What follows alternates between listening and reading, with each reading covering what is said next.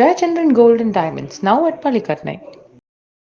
ஒரு மாநில தலைவர் இப்படி பேசலாமா அப்படிங்கிறது உட்கட்சியிலேயும் கூட தமிழிசை அவர்களும் கூட சொல்றாங்க, தலைவர்களுக்கு மரியாதை கொடுக்க வேண்டும்னு. அப்ப உள்ள கூட ரசிக்கல அப்படிங்கறத எடுத்துக்கலாமா? ஏன்னா அவர் பேசும்போதும் சொல்றாரு, இதே மேடையில இருக்கிற தலைவர்களுக்கும் கூட்டணி வேணும் அதிமுக நினைக்கிற தலைவர்களும் இருக்கிறாங்க அப்படிங்கிறாரு. அப்ப உள்ளுக்குள்ளேயே கட்சிக்குள்ளேயே இங்க மாநிலத்துக்குள்ளேயே அதிமுகவுடன் இணக்கமாக போக வேண்டும், ஒரு கூட்டணி வைக்கணும் அப்படிங்கிறது தலைவர்கள் இருக்கிறாங்க. அப்ப இத எப்படி தன்னுடைய ஒற்றையா நான் என்னுடைய முடிவுதான், நான் யாருக்கும் அடிப்படைய மாட்டேன், நான் சொல்றது உட்கட்சியா இருந்தாலும் சரி வெளியா இருந்தாலும் சரி இதுதான் என் பாணி அப்படிங்கிறது எவ்வளவு தூரம் தமிழ்நாட்டு அரசியல்ல அவருக்கு கை கொடுக்கும்னு நினைக்கிறீங்க? அண்ணாமலை அவர்களை பற்றி நான் என்ன வேணா பேசுறேன்.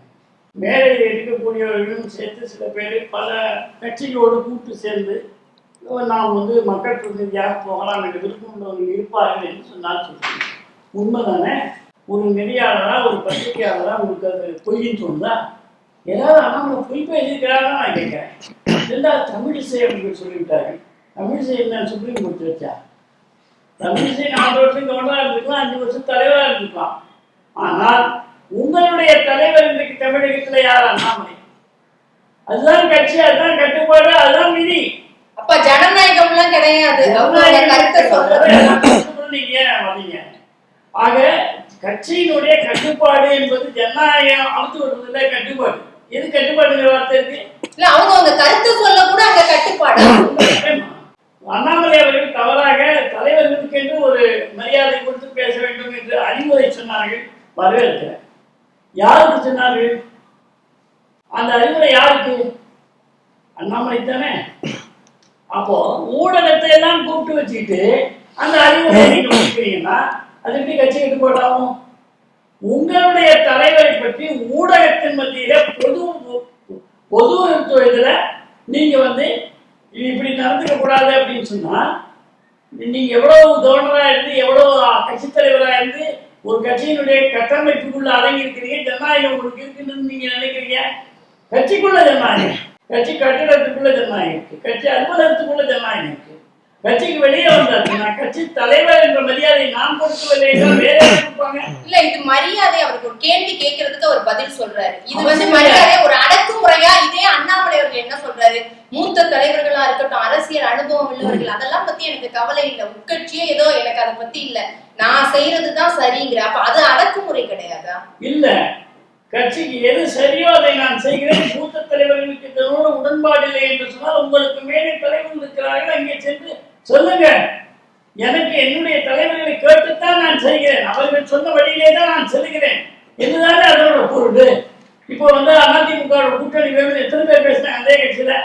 ஆனால் அகில இந்திய தலைமை என்ன முடிவு எடுத்தது?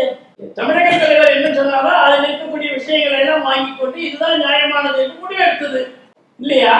அதனால யாரோ ஒருத்தர் அரசியல் காரணமாக யாரோ ஒருத்தருடைய பரிந்துரையின் பேர்ல அண்ணாமலை வரல. அண்ணாமலை ஒரு 10 ஆண்டு விவசாயம் பார்த்துட்டு அவங்க அப்பா கூட, புரியுதுங்களா? ஒரு 10 ஆண்டு பள்ளிக்கூடம் கல்லூரி எல்லாம் படிச்சிருக்கிறாரு. ஒரு 10 ஆண்டு பெரிய அதிகாரியாக இருந்திருக்கிறார். இதெல்லாம் சமூகத்துல அனுபவம் இல்லையா? உங்களை காட்டும் அனுபவம். அரசியல்வாதிகளுக்கு என்ன அனுபவம் இருக்கு? கையெழுத்து கூப்பிட்டு மக்களை ஓடு இதை தவிர இந்த அனுபவம் பெருசு. இபிஎஸ் அவர்களுக்கு இருக்கக்கூடிய அனுபவம் குறைவுன்னு சொல்ல வரீங்க? அனுபவம் கிடையாது. வயசு கூடி இருக்கு. தானும் வளரணும், அறிவும் வளரணும். அதுதான் வளர்ச்சின்னார் எம்ஜிஆர். என்ன வளரலன்னு சொல்றீங்க? என்ன சார் கலை சார் அமைதியா இருக்கீங்க? ஏற்கனவே பேச மாட்டாரு. அவர் சொல்றாரு, அவங்க சினிமா நடிக்க வாழ்ந்து செல்வத்துக்குன்றாரு. எடப்பாடி சொல்லுங்க. எடப்பாடி சாமானியன் விவசாயி. ஜெயலலிதா பத்தி எப்படி இவர் பேசிக்குவாரு?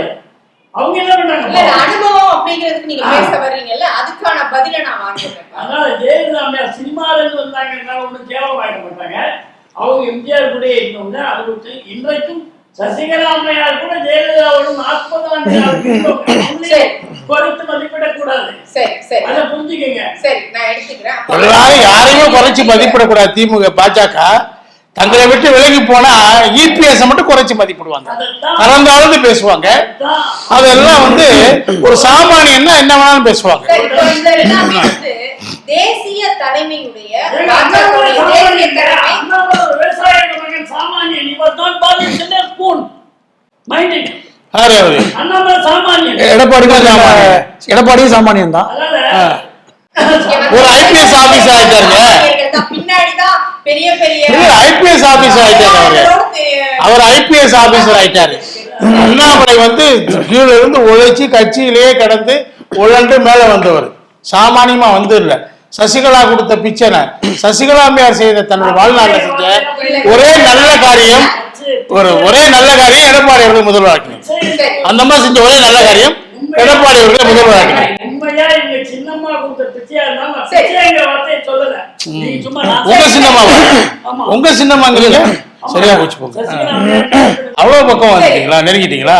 நீங்க திமுகவே நெருங்கிட்டீங்க பார்த்தேன். அங்கே நெருங்கிட்டீங்களா? போராட்டம் கொடும்பாவி அழைப்பு தமிழகம் முழுவதும் கொந்தளித்துக் கொண்டிருக்கிறது. பெருமைப்பட்டார். நீங்க பேச எது பேசலாம் சும்மா இருப்போமா? நாங்க அண்ணாமலை பேசினா இவ்வளவு எதிர்ப்பு காட்டுறவங்க திமுக துரோகம் பண்ணிக்கிட்டு இருக்க மக்களுக்கு எவ்வளவு எதிர்ப்பு காட்சிங்க? எங்க எதிர்க்க? அதிமுக எதிர்த்துட்டு இருக்குது. கள்ளக்குறிச்சி விஷயத்துல அதிமுக நடக்கிற போராட்டம் பத்தி கவலை இல்ல. ஒரு தனிப்பட்ட நபராக எடப்பாடி அவர்களை பற்றி பேசினா இவ்வளவு கொந்தளிக்கணுமான்னு கேட்கிறாரு. எடப்பாடி அவர்களை பற்றி பேசினா 2 கோடி தொண்டர்களை அவமானப்படுத்துவது அர்த்தம். எடப்பாடி அவர்கள் தனியால் கிடையாது. அவர் வந்து ஒரு கட்சியினுடைய பொதுச் செயலாளர். 2 கோடி தொண்டர்களை நீங்க அவமானப்படுத்தினா அந்த தொண்டர் சும்மா இருக்க மாட்டாங்க. சுருக்கமா அதுக்கு சொல்லுங்க. இது வந்து எல்லாம் அது மாநில தலைவர் அண்ணாமலை இதுக்குள்ளேயே சுருக்கிட முடியுமா? இவ்வளவு விஷயம் நடக்குது. அப்ப தேசிய தலைமைக்கு இந்த விஷயம் விவகாரம் தெரியாம இருக்குமா? அப்ப பாஜக தேசிய தலைமையுடன் ஆசீர்வாதத்துடன் ஒப்புதலுடன் தான் இங்க அண்ணாமலை. அதைத்தான் நான் சொல்லிட்டே இருக்கிறேன். அண்ணா குரங்கு வந்து தன்னுடைய குட்டியை தூண்டி விட்டு தான் ஆட்டம் காட்டும். அதுதான் இவங்க செய்யறாங்க. பாஜக மத்திய பாஜக நோக்கம் என்னன்னா அதிமுக அகற்றி விட்டு அந்த இடத்துல வந்து உட்காரணும். அதான் அவங்க நோக்கம். அமித்ஷா பிளான் சொல்லி ஒரு பிளான அவங்களுடைய செயற்குழுல கடந்த மாதம் திருப்பூர்ல அண்ணாமலை வச்சாரு. அது என்ன தெரியுமா சொல்றாரு? என்ன பிளான் தெரியுமா? திமுக அகற்றி விட்டு அந்த இடத்துக்கு முதல் இடத்துக்கு வந்து ஆட்சியை பிடிக்கணுங்கிறது கிடையாது. அவங்க நோக்கம் 2026 நோக்கம் என்னன்னா அதிமுக பின்னுக்கு தள்ளணும். இது மட்டும் தான் அவங்க நோக்கம். அதான் அண்ணாமலை சொல்றாரு. அண்ணாமலை என்ன சொன்னாரு? அப்ப இது வந்து உண்மையிலேயே அடுத்த கட்டத்துக்கு போகும்போது திமுக தரப்புல இருந்து அதிமுக பாஜக இவர்களுக்குள்ள வந்து ஒரு உறவு இருக்கிறது அப்படிங்கிறது தான் ஒரு விமர்சனமா வைக்கப்பட்டது. நாடாளுமன்ற தேர்தலையும் அது முன்னெடுக்கப்பட்டது. இப்போ பார்த்தோன்னா இவங்களுக்குள்ள நடக்கக்கூடிய மோதல் இது வந்து அடுத்த கட்டமா வந்து இல்ல பாஜகவும் அதிமுகவும் எதிரிகளாக தான் இருக்கிறாங்க, அவங்களாம் தனித்தனி அப்படிங்கும் போது அடுத்த கட்ட அரசியல் நகர்வுல இது எப்படி மாறும்? பொதுவாக வந்து எப்படி அந்த நிகழ்வை பொறுத்து தான் நம்ம ஒரு முடிவுக்கு வருவோம். ஒரு பெர்செப்ஷன் தானே. ஏற்கனவே வந்து அவங்க பாஜகவோட ரொம்ப நெருக்கமா இருக்காங்க வச்சு தான் நம்ம அடிமைங்கிற அந்த வார்த்தையெல்லாம் வந்து பயன்படுத்தினாங்க. அது ஓகே. இப்போ வந்து மோசமா இருக்கு. நான் இப்போ என்ன பார்வை பார்க்குறேன்னா அண்ணன் சொன்ன மாதிரி தான் அதிமுகவை அழிக்காமல் பாஜக இங்க வளர முடியாது. அதுல முக்கியமா இருக்காங்க. ஏனென்றால் 2026 வந்து திமுக வர்சஸ் பாஜக வரணும்னா அதிமுக டம்மி பண்ணப்படணும். இன்னைக்கு வந்து அதிமுகவை விரும்பியோ விரும்பாமலோ கட்டி காக்கக்கூடிய இடத்தில் எடப்பாடி தான் இருக்கார். ஏன்னா எல்லா தலைவரும் தோத்து போயிட்டாங்க. ஓபிஎஸ் இல்ல, சீன்ல இல்ல, டிடிவிக்கே இல்ல, எல்லாமே அங்க பக்கம் போயிட்டாங்க. ஒரு நிமிஷம் இல்லைங்க. அப்ப எடப்பாடி அவர்கள் அதிமுகவை இன்னைக்கு ஓரளவுக்கு ஹோல்ட்ல கொண்டு வந்துட்டாங்க. அதுல மாற்றம் இல்ல. அவரும் ஒரு சாமானியர் தான். அண்ணாமலை மாதிரி இல்ல, எடப்பாடி சாமானியர் தான். அவரு சொல்ல போனா அண்ணாமலையை விட ஒரு சிறந்த விவசாயின்னு கூட ஒத்துக்குவேன். அப்படிப்பட்டவர் தான் எடப்பாடி.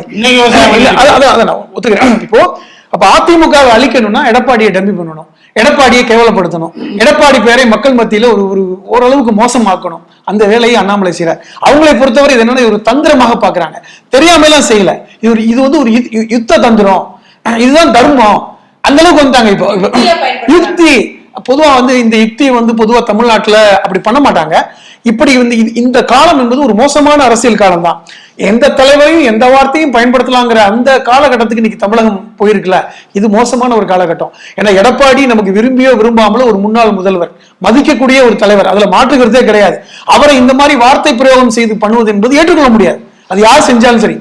அப்ப நீங்க வந்து அவரை கொச்சப்படுத்தணும், அவரை வந்து கேவலப்படுத்தணும், அவருக்கு ஒண்ணும் தெரியாதுன்னு சொல்லணும்னா அது அப்படியே திரும்பல. மோடிக்கு திரும்பாதா? அவர் என்ன படிச்சிருக்காரு, அவர் சர்டிபிகேட் என்ன, அவர் டீ கடை வச்சிருந்தாரு, அவருக்கு இந்த வார்த்தையை போட்டு பார்த்தா என்ன சொல்லுவாங்க? இப்ப இது ரொம்ப தவறான ஒரு அரசியலை அண்ணாமலை முன்னெடுக்கிறார். இது ஏற்றுக்கொள்ள முடியாது. அது வந்து நிச்சயம் மக்கள் வந்து இன்னும் சொல்ல போனா பாஜகவுக்கு இதனால் பலன் கூடுமான்னு கேட்டா கிடையாது. பாஜக இன்னும் பலம் குறையும் அப்படிங்கிறது என்னோட கருத்து. நிறைவு கருத்தாவே நான் எடுத்துக்கிறேன். சுருக்கமா நிறைவு கருத்து. பாஜகவோட திமுக நெருங்குகிறது.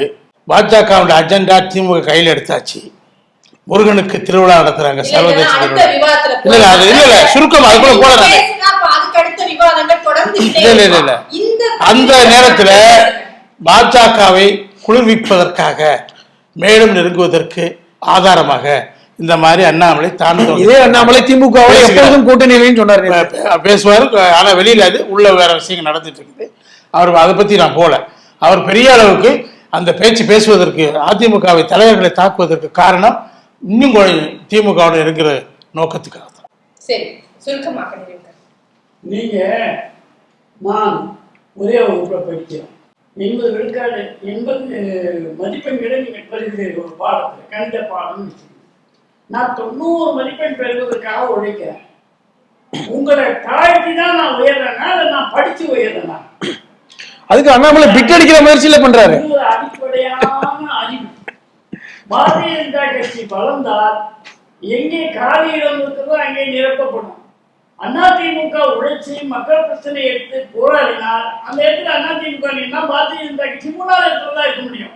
அவங்க செயல்படாத காரணத்தினால மக்களுக்காக உழைப்பதை எவர் முன்னிற்கிறார்கள் என்று சொல்லும் பொழுது பாரதிய ஜனதா கட்சி இருக்கிறது என்று அண்ணாமலை சொல்கிறார்கள். நான் என்ன கேட்கிறேன், எடப்பாடி அவர்கள் பாரதிய ஜனதா கட்சியோட அதிகமாக உழைத்து திமுக இடத்துல வாங்க, முதல் இடத்துல வாங்க. நீங்க தான் 4வது இடத்துக்கு கூட வராத அளவுல தூக்கிட்டு இருக்கீங்களே. அந்த இயக்கம் இருக்க தவிர ஒண்ணு அழுத்தி ஒண்ணு மேல வரும்னு அவசியம் இல்லை. உழைப்பினால் ஒருவன் மேல வந்தா உழைக்காம கீழே தான் இருக்க முடியும். நாசமாதான் போகும். சரி சரி, சாபத்தோட முடிச்சிருக்கிறீங்க. விருந்தினர்களுக்கு அது கூட நல்லா தமிழ் வார்த்தை தான். பொறுத்திருந்து நாசமா போகிறது கூட நல்லா தமிழ் வார்த்தை தான். பொறுத்திருந்து பார்க்கலாம். நிறைய தமிழ் வார்த்தைகள் டிக்ஷனரியில நம்ம பார்க்க வேண்டியது இருக்கும் அப்படின்னு நினைக்கிறேன். 2026 வரை அது தொடரும். நன்றி விருந்தினர்களுக்கு.